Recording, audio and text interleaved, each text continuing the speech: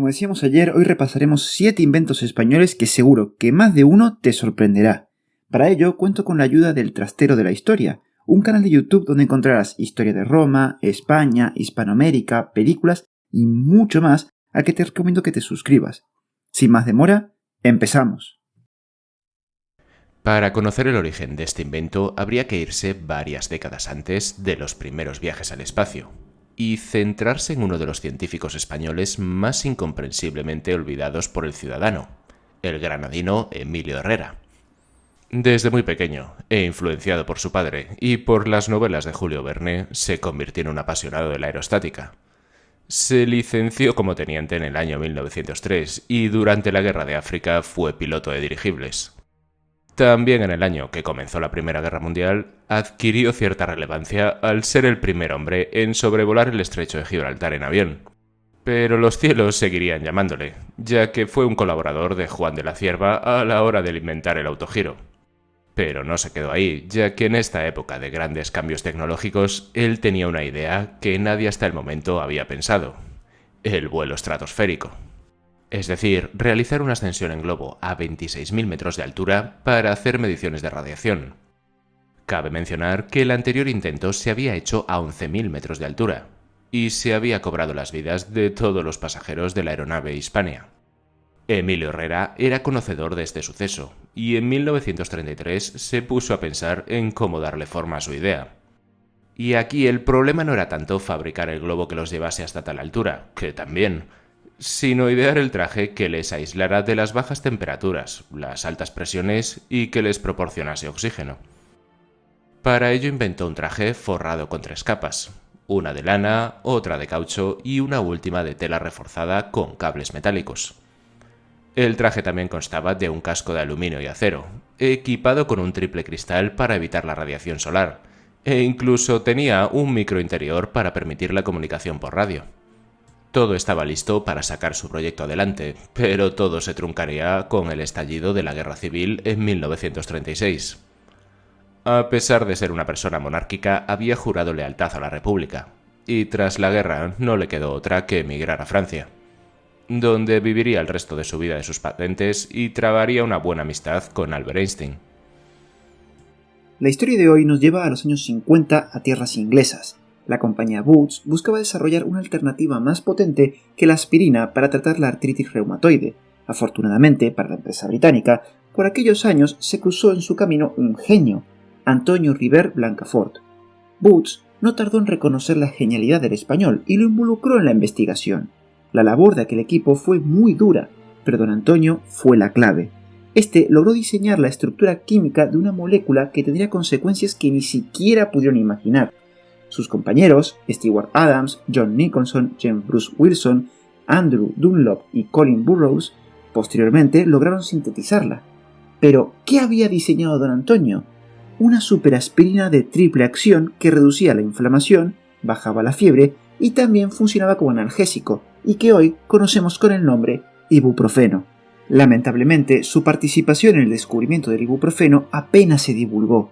El mérito se lo llevó la empresa Boots y los científicos británicos que colaboraron en el desarrollo, pero de don Antonio ni noticias.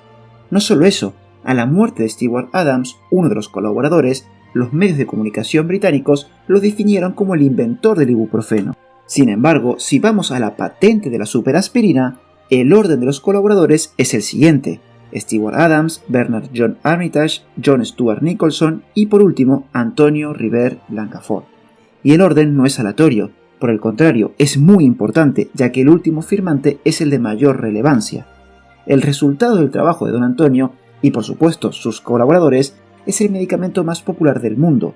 Aún hoy sigue siendo el mejor aliado para calmar los dolores leves y moderados que permiten sobrellevar el día a muchas personas que los padecen. Es más, el ibuprofeno forma parte del listado de la OMS de medicamentos indispensables. Y como última curiosidad, el Dr. Adams probó el ibuprofeno para aliviar los efectos de la resaca, y parece que le funcionó. La anestesia epidural es una técnica utilizada en prácticamente todos los hospitales del mundo hoy en día, y consiste en realizar una punción perpendicular entre 2 vértebras y una vez dentro la jeringuilla se infiltra el anestésico, lo cual permite inmovilizar e impedir el dolor en determinadas zonas del cuerpo. Para conocer la historia de este genial invento habría que irse hasta los primeros años del siglo XX en España, y por entonces la moral estaba en horas bajas por la reciente pérdida de Cuba y Filipinas. Era algo que el gobierno y un recién llegado al trono Alfonso XIII sabían, y por ello decidieron reforzar su poder en el norte de África. Es entonces cuando en 1909 estalló la Guerra de Melilla, y un joven Fidel Pagés Mirabé, recién sacada la oposición de médico militar, fue destinado allí. Las condiciones de aquellos hospitales de campaña eran lamentables. Falta de higiene, escasez de medicamentos y la dificultad añadida de la anestesia de entonces, como por ejemplo el cloroformo o el formol, que en algunas ocasiones hacía más mal que bien a los heridos. Pero como se suele decir, de las duras experiencias se aprende, algo que le sucedió al propio Fidel Pagés, ya que tras un breve paso por la península volvió a la zona del conflicto y esta vez con la lección aprendida para mejorar las infraestructuras de la zona, lo que le valdría su nombramiento como instructor de reclutas médicos.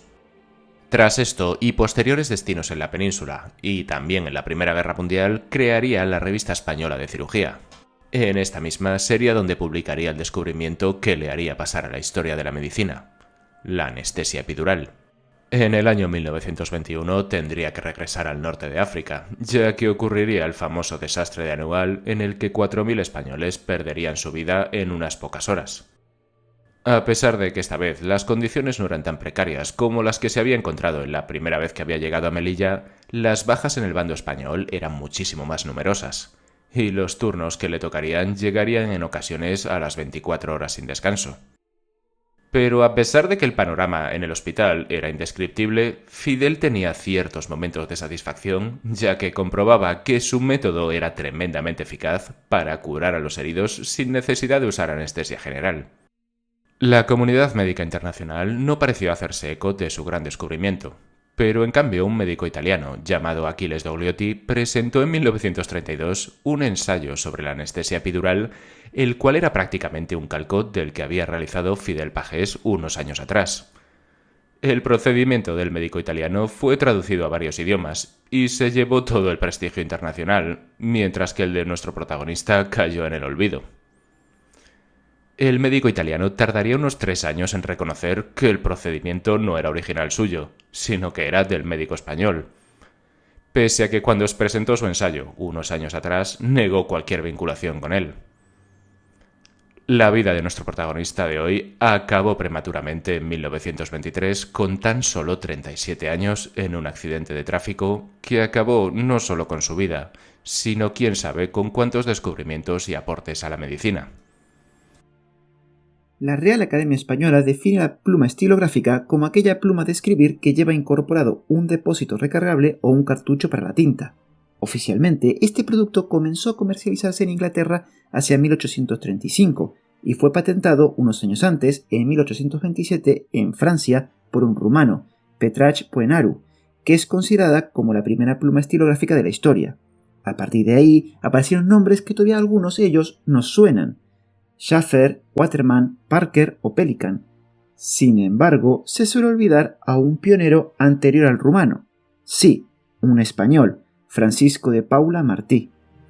Don Francisco vino al mundo el 22 de abril de 1761 en Játiva y desarrolló una intensa carrera como grabador, pero no solo eso, también fue el introductor de la taquigrafía en España con su obra publicada en 1799, Estenografía o arte de escribir abreviado, siguiendo el método del inglés Samuel Taylor, y su posterior obra, Taquigrafía Castellana, lleva a considerarlo a don Francisco el inventor de la taquigrafía castellana y cuya influencia llegó hasta el siglo XX.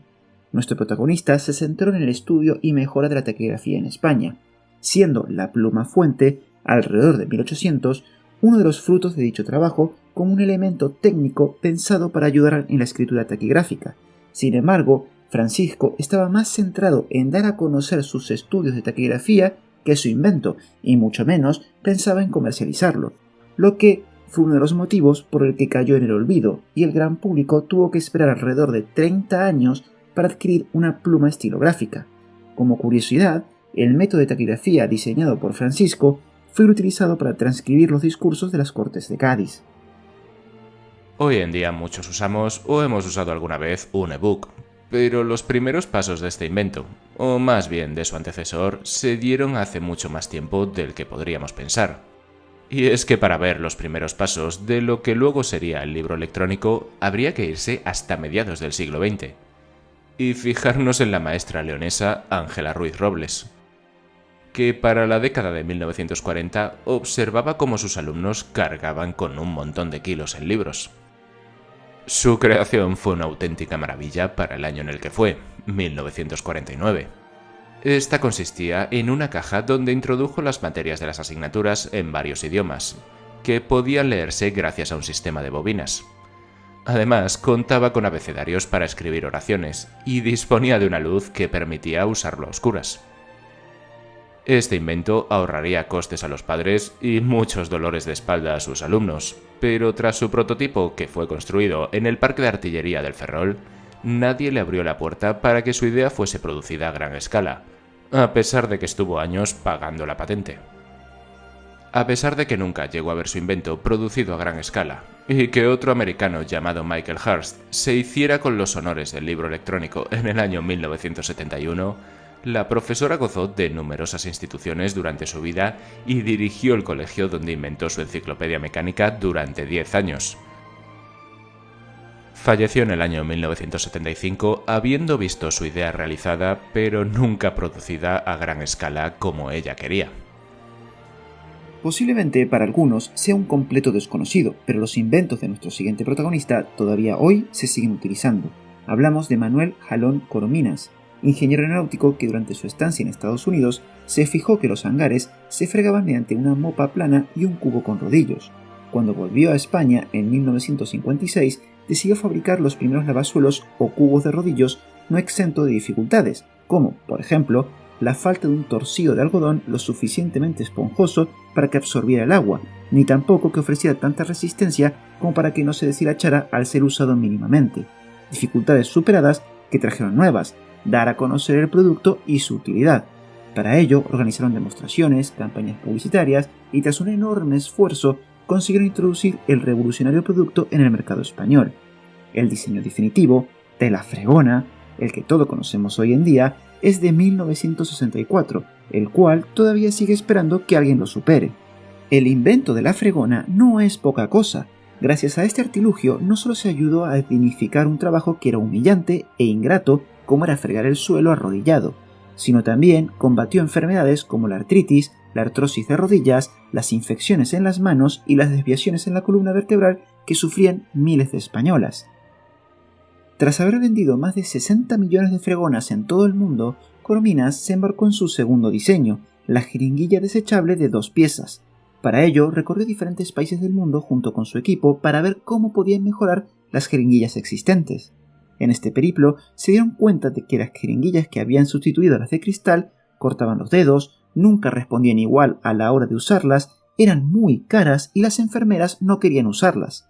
El resultado de todo el trabajo fue una jeringuilla de aristas redondeadas para evitar cortes, mayor espacio para los dedos, mayor transparencia, deslizamiento suave, uso cómodo, escala nítida, completo hermetismo y podían destruirse fácilmente después de su uso. Un producto que acabó exportando a 80 países desde Huesca, desbancando a la competencia. Nuestro siguiente protagonista es oriundo de Piedrabuena y respondía al nombre de Mónico Sánchez. En la escuela de su pueblo aprendió lo básico y, tras un esfuerzo importante, emigró a Madrid para continuar su formación. Pero la Escuela de Ingenieros Industriales de Madrid estaba cerrada. Sin embargo, don Mónico estaba decidido a no dar un paso atrás y se matriculó en un curso por correspondencia de electricidad de la Electrical Engineer Institute of Correspondence. Y a la vez que aprendía electricidad, debía aprender inglés. Pero no fue un impedimento para superarlo tan notablemente que Joseph Petzler, el profesor de Mónico, le animó a mudarse a Estados Unidos para seguir su formación e incluso le ayudó a encontrar trabajo. A tierras estadounidenses llegó con solo $60 y sin dominar totalmente la lengua local. Comenzó trabajando como delineante y más tarde como oficial electricista. Mientras tanto, continuaba con su formación. No pasó mucho hasta que se fijaron en la genialidad del manchego. Primero un fabricante de equipos telegráficos, Food Pearson Company, y luego la Van Houten ten Broek Company, donde trabajó como ingeniero jefe y también donde se familiarizó con la electromedicina. conocimientos que aplicará en su invento más famoso, el aparato portátil de rayos X y corrientes de alta frecuencia. ¿Qué tenía de genial este invento? El problema de los aparatos de rayos X de la época es que necesitaban un tubo de Crookes y un generador de alta tensión, por lo cual eran equipos que pesaban unos 400 kilos y eran difíciles de manejar. Don Mónico aprovechó los descubrimientos de Nikola Tesla para pasar de transformadores de 50 Hz a otros de 7 MHz en dispositivos que usaban menos hierro y más ligeros, apenas pesaban 10 kilos y cabían dentro de una maleta. Pero no solo eso, otra de las ventajas del invento es que podía emplear tanto la corriente continua de Edison como la alterna de Tesla. El invento del manchego no pasó inadvertido. Frederick Collins lo fichó como ingeniero jefe de Collins Wireless Telephone Company, quien, para promocionar su invento, lo hizo participar en una feria celebrada en el Madison Square Garden en Nueva York, junto con la General Electric de Edison y la Westinghouse donde trabajó Tesla. La empresa de Collins ofreció a Don Mónico $500,000 en acciones de la compañía a cambio de la patente de su invento. El manchego no aceptó, pero continuó trabajando con Collins en el desarrollo de un teléfono sin hilos capaz de comunicarse a más de 100 kilómetros. Desgraciadamente, este aparato se calentaba rápidamente y comenzaba a arder a los 15 minutos de conversación. Este pequeño defecto fue ocultado por Collins y lo intentó vender como si funcionara perfectamente. Aquello lo llevó a ser juzgado por estafa junto con otros ejecutivos. Afortunadamente, Mónico ya había dejado la empresa para cuando el escándalo estalló. Tras aquello, decidió abrir su propia empresa para comercializar su producto y al poco tiempo se trasladó a su pueblo natal, Piedrabuena, donde moverá toda la producción, todo un polo tecnológico de primer nivel en plena Mancha. Con el estallido de la Primera Guerra Mundial, los franceses mostraron gran interés en el invento de Mónico, el cual era perfecto para su flota de ambulancias militares, las Petite Curie, para llevar los rayos X al frente y los hospitales de campaña. Y así llegamos al final del vídeo de hoy. Primero, agradecer la colaboración del Trastero de la Historia y también a todos ustedes por estar ahí. ¿Alguno de los inventos te ha sorprendido? Si es así, házmelo saber en los comentarios, y si quisieras que habláramos de algún otro invento más español o hispanoamericano, también. Y ya que estás por ahí, suscríbete al canal, dale a me gusta, comparte el vídeo, y ya que estás también, pásate por el canal del Trastero de la Historia y suscríbete también. Muchas gracias y hasta la próxima.